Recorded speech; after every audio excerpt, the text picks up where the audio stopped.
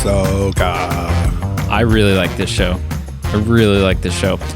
Do you know what's funny? The entire episode, this is maybe a little bit of a spoiler, but this entire episode, the only thing that kept playing over in my head, because a big part of this episode, hello and welcome to the Movie Man Podcast. We are the B team. My name's Brady. And I am Carl. And we're here reviewing and talking about Season 1, Episode 3 of Ahsoka, Time to Fly. Time to fly. So back to what I was saying. A lot of this Holy episode... crap! Sorry. What? I just had a little conniption. Hu Yang is voiced by David Tennant. It's David Tennant, yeah. I didn't know that. Oh, really? Did he voice him through all the TV shows too? I doubt it. That's insane. I doubt it. That's so cool. Maybe though, David. Sorry, I mean, it's just a voice, so I see no reason he couldn't have. I'm just bringing up. I just bring up Ahsoka on IMDb to kind of have the list of characters and actors' names in front of me, and I just blew my mind a bit there. How to Train Your Dragon. It doesn't look like it. That's so cool that he's voicing him now. Yeah, man. The Doctor. El Doctor. A big portion of this episode is about Sabine trying to figure out how to move a cup.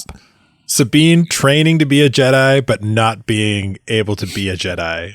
As Hu Yang says in the last episode, you are the worst possible candidate for a Jedi in the history of the Jedi. Whole episode.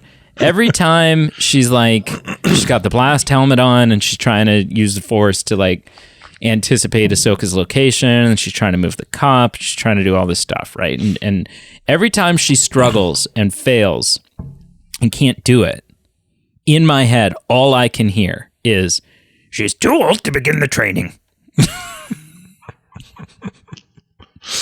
Every time. I was like, she's too old. Right? Yes, anyone, and Ahsoka kind of concedes there is talent involved in this. Yes. Yeah. There's midichlorians in everybody, but there's some people are more tuned into it than, So, some people have more of them, making it easier to yes.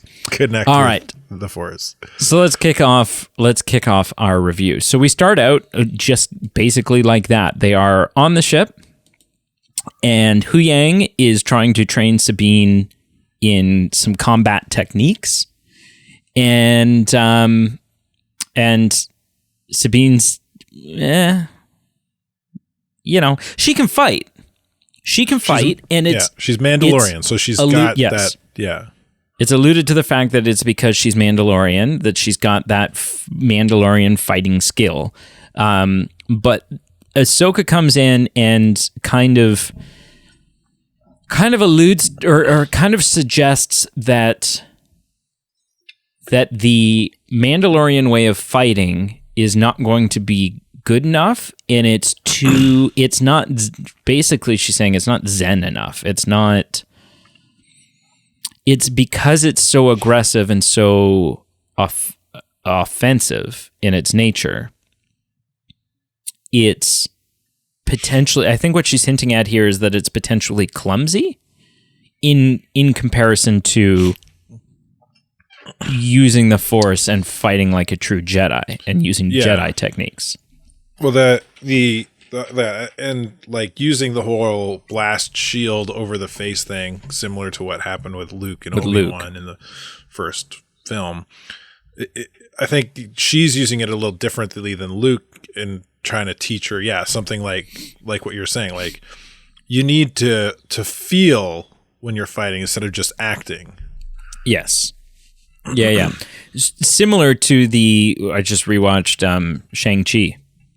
Right? When Shang-Chi's aunt is loosen your stance here, open your fist, and treat this more like a dance than a series of actions that you're just simply performing. So Ahsoka says, let's try the something method. And what is it? The what's it called here? She wants to do the Zoriac technique. And Hu Yang says, "No, I don't think that Lady Ren is ready for that type of technique." Like basically Hu Yang's been putting training wheels on her, right? Like he's just kind of easing into things with Sabine, and Ahsoka's like, no. Let's step things up a little bit here and try things a little bit differently. And Hu Yang's like, I don't think that's a good idea. And Ahsoka's like, basically just dismisses Hu Yang. She's like, okay, thank you. Goodbye. And Sabine, who is obviously a little bit frustrated, is like, yes, thank you, Hu Yang. Like also just kind of like snobby, get the hell out of here thing. So Sabine puts the blast helmet on and she starts swinging her sword around, and there's a hint that she's kind of doing it. Right? There's moments where she's clearly feeling it, but then ultimately is not. She doesn't have enough discipline, right? So she's breaking free from that concentration and just starts like swinging again, and then loses it, and then gets her ass kicked. She falls on the floor. She gets tripped up. Also, I'm doubling down on this. I don't like her hair anymore. Like Sabine? It's the haircut. I get why she did it. She did it because of the Mandalorian helmet, but it has significantly aged her face. Yeah. Like she looks a lot older now than what I think she's supposed to look like timeline-wise. We haven't gotten a lot of time passed since she cut it off. But like in the Rebels, she's got short hair and it's purple, but then she's got like kind of frosted tips. Like, right. Sabine. Like, oh, that's not who I'm looking for. That's some K-pop singer. Careful. You gotta be. So, yeah, in the Clone Wars, at one point she's got like white hair with purple frosty tips. At another point, she's got purple hair with like yellowy tips. Right? Like the yellowy tips kind of add a little bit of youth back to the character, I think. Like having it colored. You got to be careful when searching Star Wars stuff, and I'll tell you a fun little story here. I was like 12 or 13, probably 12. And it was back during like dial-up days, right? Like the internet. This is like 2003, maybe.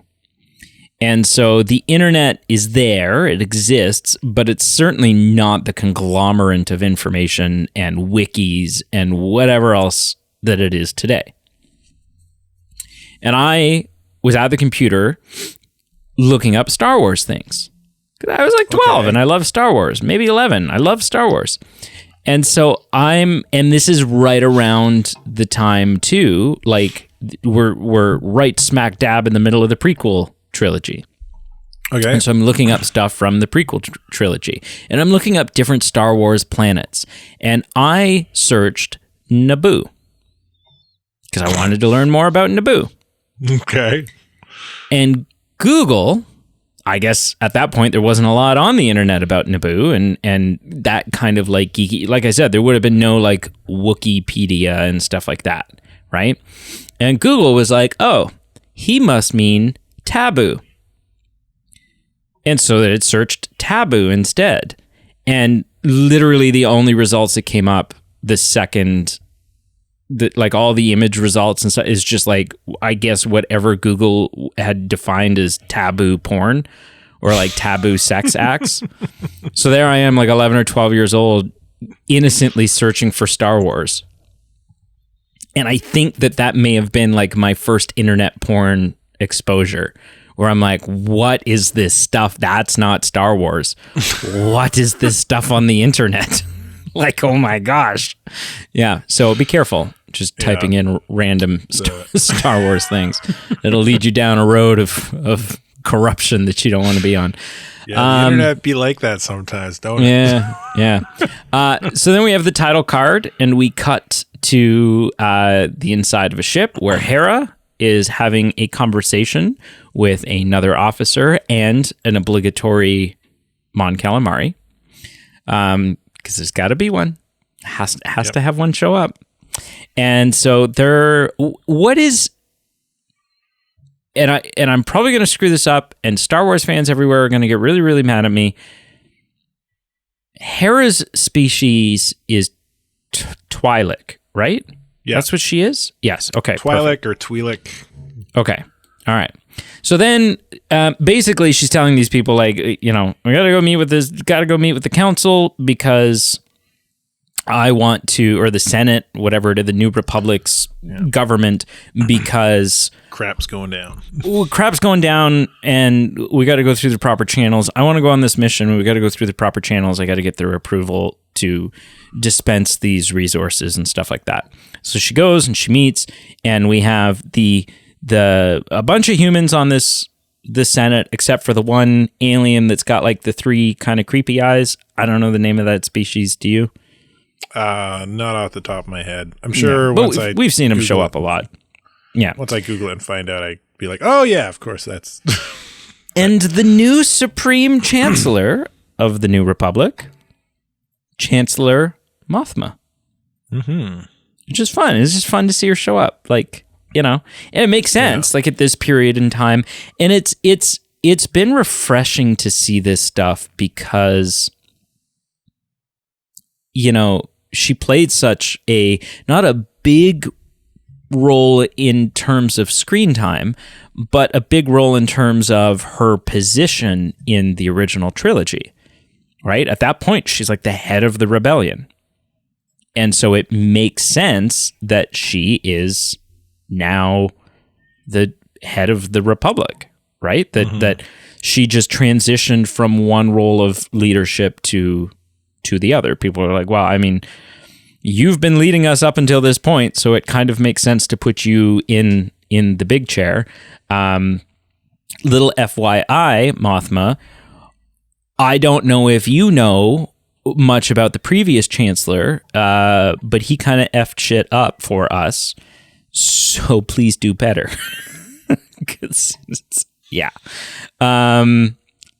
She's the best chancellor they've had in quite some time. I'm going to just go out there and say that. Yeah. So then Hera gets in a little bit of a... What? Sorry. What? Just a really fun thing here. Apparently the senator who objects in this scene, Zeno or Zona or whatever. Yeah. Apparently his son plays a big role in the... what's the show called? It's the weird animated one, the kind of like few. Is this a Star Wars thing? Star Wars Resistance. There's a Star Wars show called Resistance. Resistance that takes place during or before just before Force Awakens. Yeah, and I guess they're like one of the main characters is his son. So, oh, cool. And we kind of get a vibe for it in this scene, but like he's kind of sympathetic to the Empire. A little bit, yeah. And so, yeah, basically Hera and this guy get in kind of a pissing match where even, like, she basically, because she lays it out for them, and he's like, well, is this actually about Thrawn, or is this just you? Like, let's be honest, you're just saying it's about Thrawn so that you can continue this witch hunt or this wild goose chase to try to find your friend and ultimately lover, Ezra. She doesn't love Ezra. Well, everybody loves Ezra. Her actual lover husband was Ezra's master. Yes, right. But then he got blinded and he's dead. So obviously you move on to the next in line. Right? That's why she wants him back. She's eyeing him up. Right. That's what's happening here.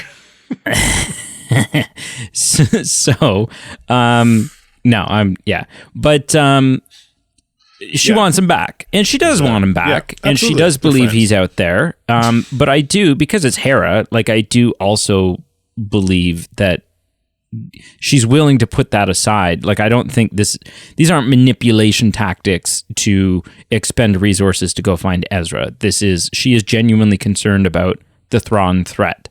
But this guy gets in a little pissing match with her and calls her out for, like, tries to call a bluff, and she fires back and basically says, "Hey, so, like, were you ever in the war, or did you just kind of sit back and wait to see how things shook out?" And Mothma's like, she stays quiet. She kind of like has this look on her face where she's like, "That's not appropriate. I don't know what to say, but also, oh shit, I'll allow it." Yes, like, you know. And so that's kind of fun, but ultimately the council says no to her. Right? We find out in sort of a follow-up shot that that it's a no-go. That they don't believe, or, you know, I don't know how it works. I don't know if they need like a unanimous vote and this one guy screwed it up for everyone. Who knows? But basically they're like, "Hey, can we have some time to talk about this?" And Hera's like, sure. And then we find out, yeah, it's a no-go. It's not going to happen for you. Then we end up back with Ahsoka and Sabine, and they're having a little chit-chat over what I can only assume is blue milk. And Sabine is clearly frustrated, and Ahsoka basically just says, "You have to start small," and demonstrates her own force powers by moving the cup across the table, and kind of encourages, says, you know, like, "I'm going to leave you here. Do this. I believe in you. You can do this." And Sabine looks at it like, "Okay, I'm going to try." Ahsoka then goes back up to the cockpit and meets up with Huyang, and they're basically just like, "Hey, you got an update on Hera?" And Huyang's like, "No, I don't." And then they start having a conversation, sort of like a small conversation, but I think it's an important one, between Ahsoka and Huyang about Sabine, right? So Huyang's asking, like, "So what is your appraisal of Sabine's progress?" And Ahsoka admits that Sabine is frustrated and feeling discouraged, and kind of calls out Huyang and is like, "You know, what you said to her didn't help." And Huyang, being a droid and not being able to sort of connect with that, like, empathy side, he was like, "I spoke the truth. Like, what do you mean? What I said was accurate." And I don't know. I think this is an important conversation because it shows Ahsoka's, I don't want to say humanity. It shows her compassion for Sabine, and that she is committed to, like, she cares. And she's now committed to the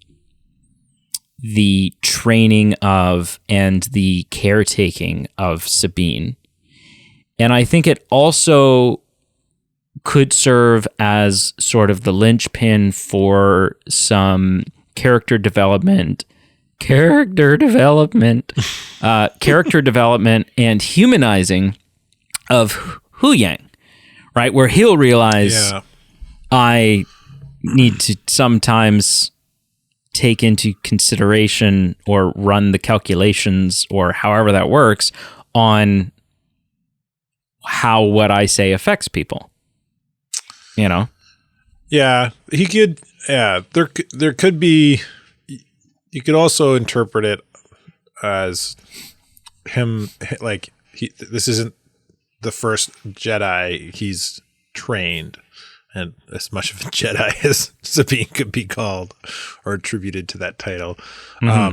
But so he's probably, he has seen lots of Jedi come up and die and succeed and fail, and he knows it's a difficult path that way.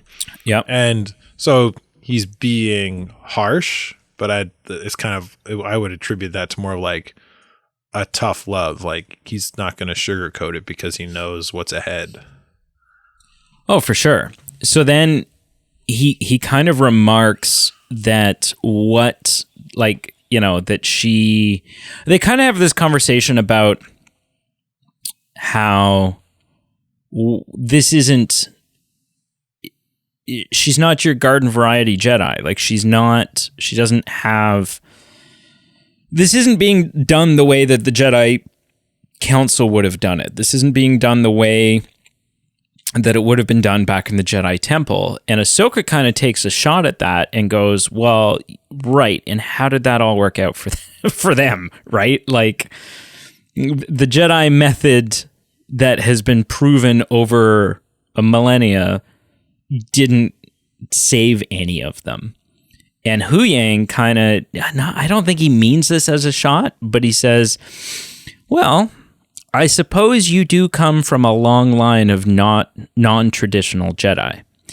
And this, like, Ahsoka doesn't respond to this, but it definitely, like, I don't know, it sort of sticks with her. Like, she has a face of, like, I don't know, she's thinking, it gets to her. Yeah. And I want to find out what you think about who is this, like, because as soon as he said the long line of Jedi, I'm like, who all are we referring to here? Because so Ahsoka's master was Anakin, right? And I think you could easily define Anakin as a non-traditional Jedi for sure, by means of the fact that he was conceived by the Force.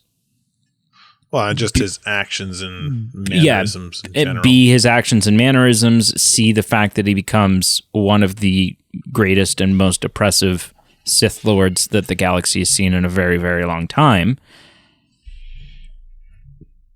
But then, so then who else are we referring to here? Like, so then are we going Anakin's master? Like, is that because a long line implies more than just you and your master?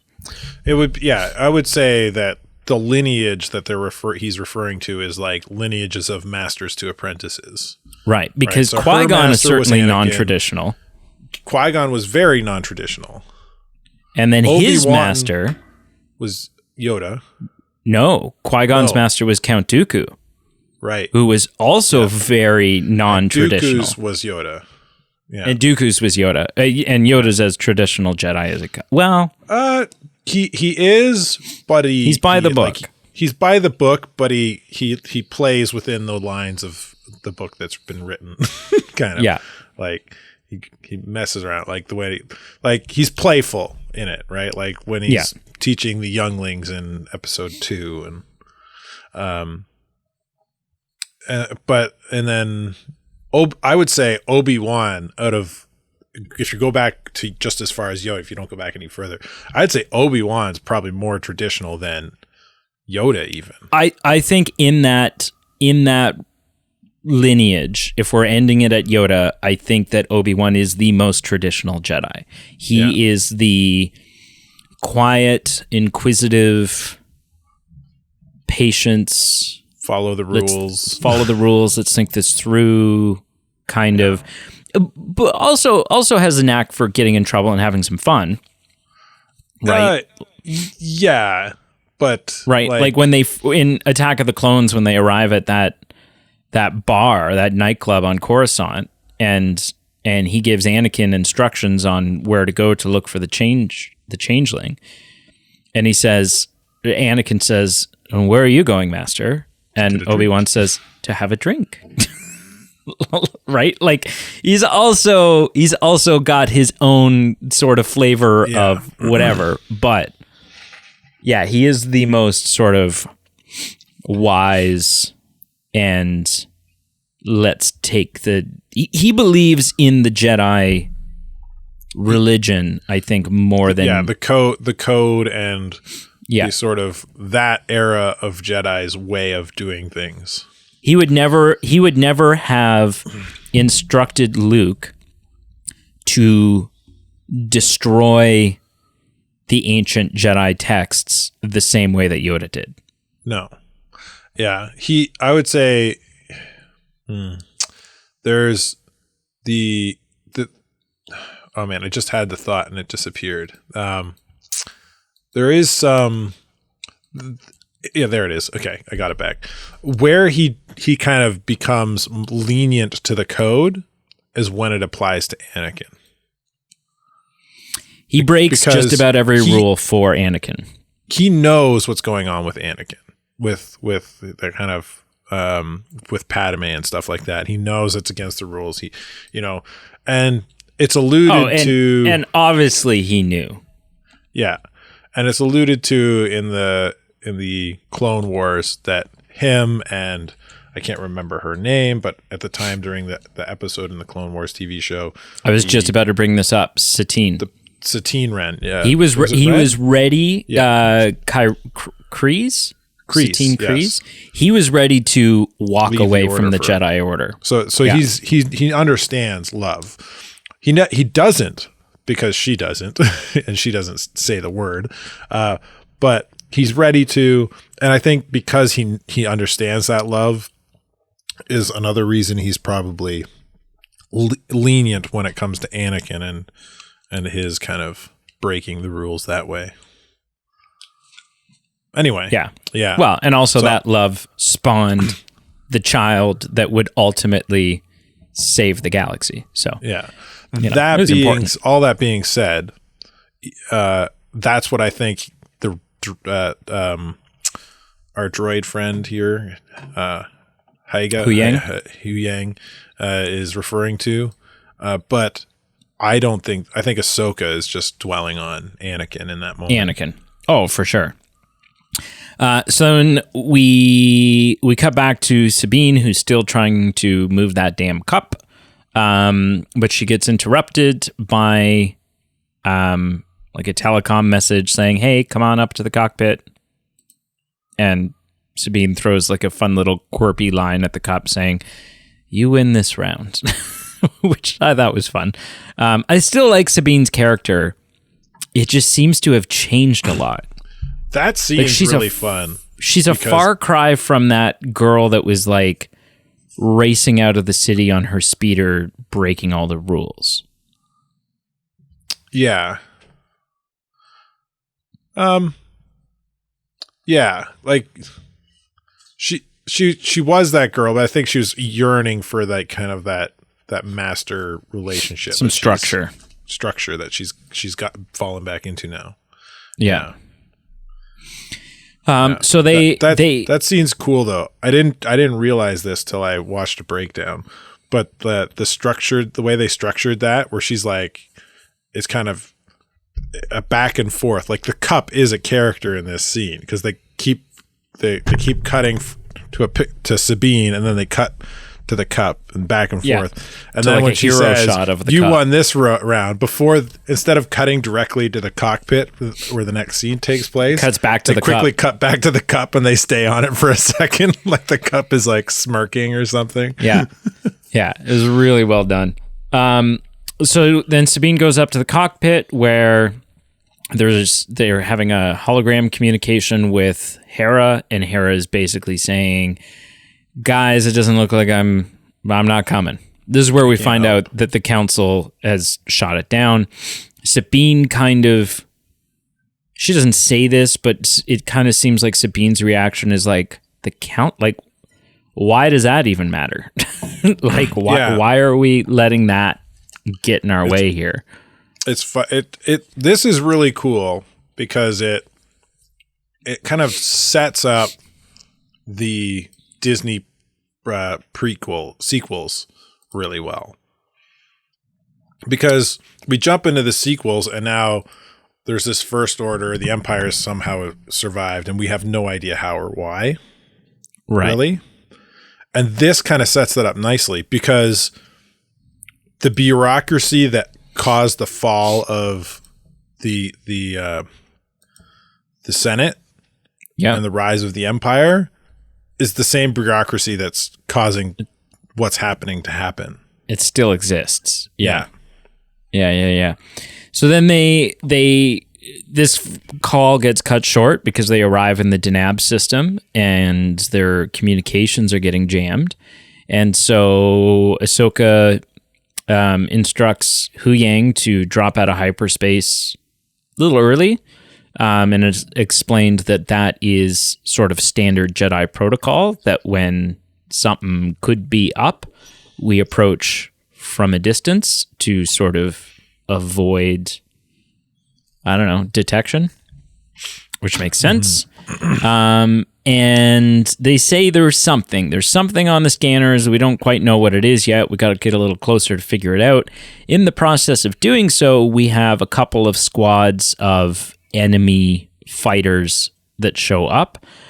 Shin is piloting one of these fighters. It looks like maybe some sort of Inquisitor is piloting another.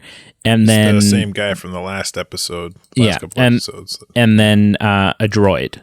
Droids are kind of piloting the other ones, it looks like. And so we have a fun little dogfight. And this is an important scene because so Sabine goes and she gets in the rear cannon and is shooting at them and missing, and makes a comment about how Ahsoka has erased Sabine's presets in the canon, and Ahsoka kind of fires back and was like, well, I didn't need them. And so there's a little bit of tension there. And then ultimately what ends up, and they're not doing well. They're not doing well in this fight. And then ultimately what ends up happening is Hu Yang says something to Ahsoka, and Ahsoka realizes that they're not, the reason why this isn't working is because they're not working together. If they're at odds with each other, or even squabbling a little bit, it doesn't benefit either of them. Yeah. And so she gets back on the comms and she says, Sabine, tell me what you need. Yeah. And I think there's also like, she's kind of, it seems like she's treating her like a Jedi a master would treat a Padawan. Like, you should just use the Force. Just use the Force. Yes. Just use the Force. Like, I didn't need them. You don't need them. Like, just use the Force. Yes. But yeah, like, and then she makes that realization, like you were saying, and then she starts reacting to what Sabine needs instead of making Sabine react to the situation. Yeah, so instead of, hey, live up to my standards, it becomes, let me meet you where you're at. Yeah. Right? And let's work together and figure this out. And so as they're approaching this big sort of space ring looking thing, but they're still not entirely sure what it is, and Hu Yang's still running scans on it, but needs them to get closer. And there's some pretty big proton cannons on this big space ring. And so that becomes problematic as they're approaching. They have deflectors on, but the deflectors are depleting quickly. I think we get down to like 10%. And it is discovered sort of just at the very last second that this is a massive hyperdrive and like hyperspace engine ring, whatever they call it, right? We've seen these before, right? Like the little something similar when the Jedi fighters from the prequel for the Clone Wars era, they don't have built-in hyperspace or hyperdrive, and so they kind of lock into these hyperdrive engines, rings, that allow them to make the jump. Yeah, and so this is clearly almost identical. This looks almost identical, just 1,000 times larger, and is clearly meant for sending something pretty big through hyperspace. So In one of the coolest scenes I've ever seen. So they get shot. They get busted up kind of bad. The ship's in trouble. And in one of the coolest scenes I've ever seen, Ahsoka actually exits the ship, puts on like an oxygen thing, and is clearly either using some sort of cool space technology and or simply just the Force in order to hold herself onto the ship so that she doesn't, float away into space, and starts taking down the remaining fighters with her lightsabers. Yeah. And this is so freaking cool. It's cool. As cool as it is, and this it didn't detract from my immersion, but like looking back on it and like kind of rewatching it now as we talk, it's absurd. Like, have you ever watched a breakdown of the episode 1 lightsaber duels? Yes. Where they break, like they tear into it, as in like, this is bad. Oh, no. No, okay. I've only seen one that's really done it with any kind of done it really well, and I don't know who did it or where. Watched it on YouTube somewhere. I'm sure somebody could find it if they really looked. But like, if you watch the lightsaber duels, especially like even the Duel of Fate is the most obvious for it. If you go back and watch the Duel of Fate and you kind of watch it slow, and it's like a slowed down,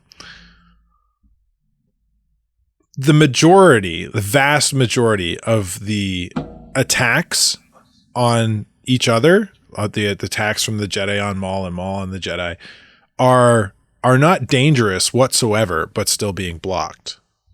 So like Qui-Gon swings well above Darth Maul's head, and Darth Maul blocks it. They swing at his feet, but not close enough for it to do any damage, even if he didn't block it. You know what I mean? Like, so like most of the attacks aren't even at the individual's body, but it's just but they do it so fast, and it's so fun to watch that you don't notice it really unless you slow it down and watch it. Well, that's just filmmaking. Yeah. Right. Well, yes, but like at the same time, you fast forward even just a couple movies, and I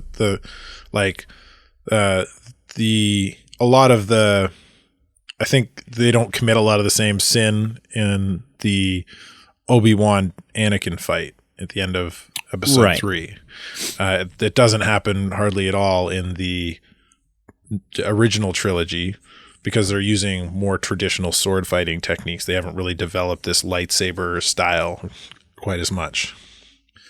Right. But so it's just kind of little sin that doesn't really detract for the movie when you're watching it, but if you watch back slow, you're like, oh, that's ridiculous. Anyway, this kind of feels like that watching it back because they're in starfighters. Why are they getting that close? And 2, why don't they attack the side of the ship she's not, like, they keep strafing this Jedi cruiser that Ahsoka's standing on, but they keep strafing and attacking it exactly where, like, why are you attacking her? Attack the ship. You know what I mean? Why are you poo-pooing on this scene? This scene's so good. I just think it's funny. It doesn't make any sense. You know what this scene did for me? It bridged the gap. It bridged the gap. It bridged the gap where I was like, you know what?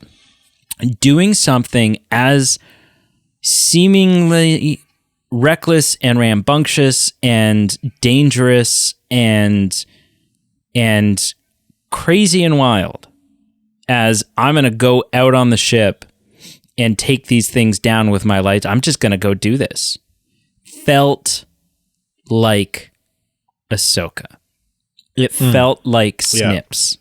Yeah. It felt like something that she would have done. Crazy.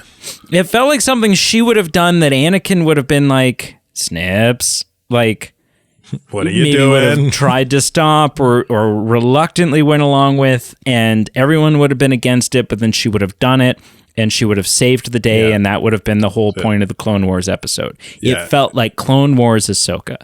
Yeah, I agree. And I'm not like, I'm just saying it didn't take me out of the show while I was watching it. It continually immersed. I enjoyed the scene. I don't hate the scene after realizing this, but I just kind of like watching it back kind of frame by frame. I got Disney Plus up, kind of scrolling through it as the movie's paused and we talk about the scenes. It just seems like, why are they attacking Ahsoka? That's a huge ship. Just blow the ship up. Yeah. But it doesn't. I agree with you. It's a totally what kind of like what Anakin trained Ahsoka to do. Think flexibly and sometimes crazy works. Yeah, it's a fun part of this dogfight for sure. But then she gets back in the ship. She gets back in the ship, and the ship seems relatively functional now, functional enough to be able to get the hell out of there. And the hell out of there means down on the planet. But before we reach the surface of the planet, we get the hyperspace whales. Yes. I don't know. I'm still not. I'm not sold on them yet. Like, I don't know. They feel like, in some ways, they just feel like another midi-chlorians to me. Like, it just feels like tacking. Excuse me. Just feels like tacking something onto the lore of the Force and hyperspace and whatever that I don't necessarily need to be there. I would say this is because you haven't watched Rebels. And maybe. Like in Rebels, they're introduced as like this. They're just a creature that lives in space that is a nuisance. Yeah. But then you learn, and through a couple episodes we learn, or it might be just this. Yeah, it was just the kind of 1 or 2 episodes. You learn a little bit more about them, and it's not till like later on that we learn that these Purgle are how they kind of space travel, and it doesn't feel like that for me having watched Rebels. Right. And I would like, I kind of get what you're saying. It feels pretty tacked in there. But like, I think when we watch like a TV show like Rebels or Clone Wars, we'll suspend our disbelief a little bit more. Yeah, we're more open because it's animated. Yeah, we're more open to like the absurd, right? Like Clone Wars had quite a bit of absurdity in it when it comes to characters. Like, do you remember the big kind of kaiju monster from? Oh yeah, for sure. Well, and it also goes back to her being outside on the ship, right? Yeah. If something like that, you would not question in a Clone Wars episode why the ships are flying that close and why she's able to do it. It would just be badass and cool. Mm-hmm. So, yeah, but I think because I've already accepted it in that way, it doesn't. Right. This is a part of the lore to you now. Yeah. So they land, they skirt all these giant space whales. The Purgles? Purgles, yeah. Purgles. They lose their pursuers. Yep. And they're hiding out in a beautiful looking forest, like a pinky red, just beautiful forest. And then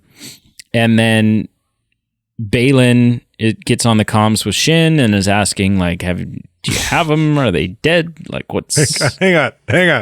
We got to back up. Because we missed this awesome moment with Yu Yang. With the space whale conversation? He cycles back up and he's like, I'm just going to read the subtitles. It took my battery a while to cycle up, I suppose. What happened? Oh, yeah. Ahsoka's like, oh, we almost died. And Sabine's like, multiple times. Yeah. Yu Yang goes, oh, yes, standard operating procedure. He is one of the best parts of this show. Oh man! So then they have a little conversation about the space whales, and Hu Yang's telling them about the lore, and they're like, "Oh, like we just saw some of those," and Hu Yang's like, "What?"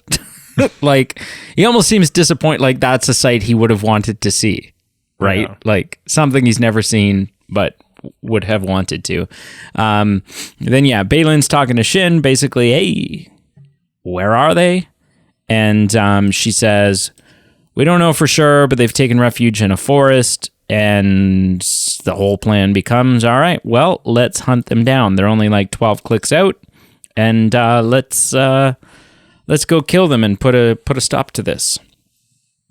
End scene. Mm-hmm. So, Carl, is episode 3, Time to Fly, of Ahsoka a win or a fail for you? It was a definite win. This show is not letting up. It's great.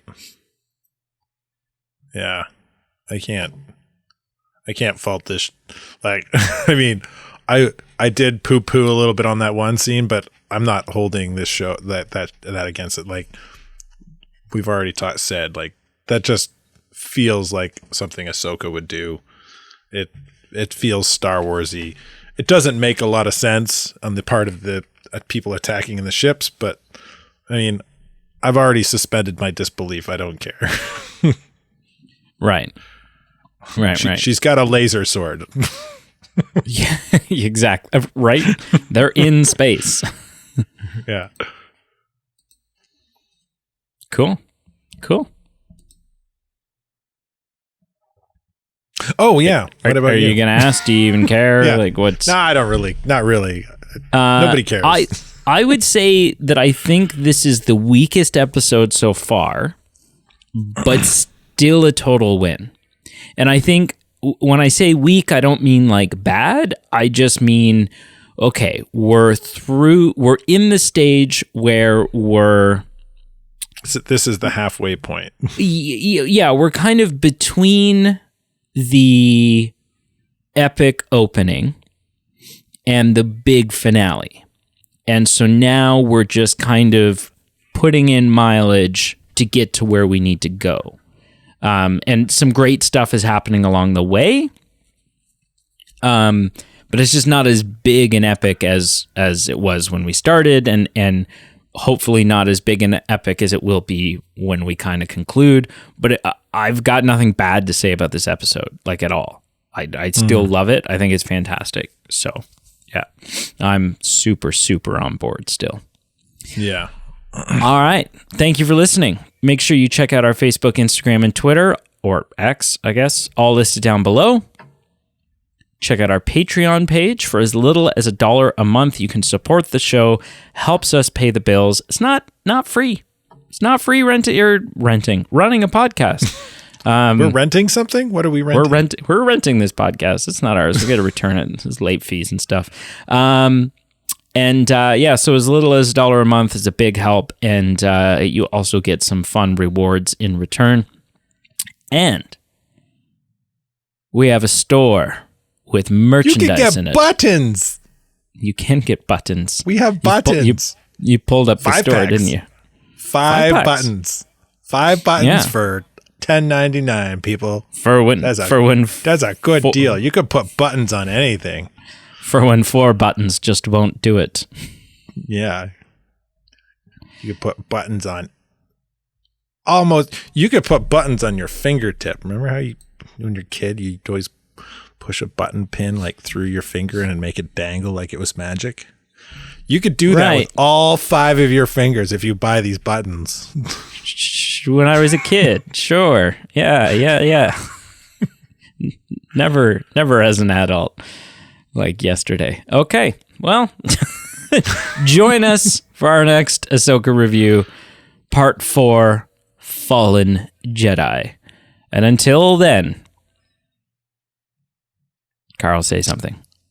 Don't stand on the outside of the ship. Keep all hands, arms, legs, and body parts inside, people. You're not a Jedi.